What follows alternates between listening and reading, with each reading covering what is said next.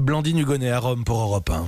En Russie, les écoles ont fermé hier pour 3 semaines. Un hôpital de 500 lits est construit en toute hâte dans la banlieue de Moscou. Vincent Hervouet, la Russie se prépare à l'épidémie dont elle a jusqu'ici minimisé l'impact. Alors, le coronavirus porte mal son nom. Il a fait 15 000 morts dans le monde, mais pas un seul Russe. Le Kremlin est formel, 48 contaminations sans aucun décès.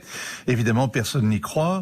Les spécialistes étrangers remarquent une flambée du nombre de pneumonies. Ils doutent de la qualité des tests pratiqués à grande échelle. Et les babouchkas aussi se méfient et stockent des provisions.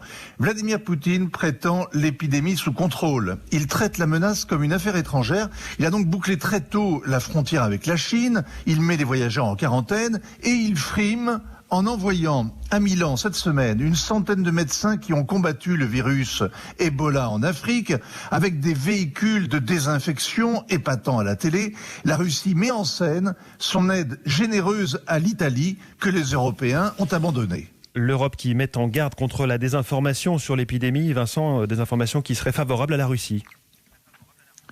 Ah oui, alors Bruxelles dit que des trolls russes utiliseraient la crise pour semer la division. C'est vrai qu'il y a des internautes russes qui s'étonnent qu'il n'y ait pas de masque en France, mais les Français aussi s'en étonnent. Des complotistes imaginent une arme biologique américaine, mais cette rumeur est partie de Pékin. Le vrai machiavélisme de Vladimir Poutine est ailleurs. Il a profité de l'épidémie pour amender la Constitution, mettre 100 000 caméras à Moscou avec la reconnaissance faciale, interdire à l'opposition de manifester et oublier ses promesses de croissance. Le corona n'est pas russe, mais il le mériterait. Le regard international de Vincent Hervouet dans le journal de 8h.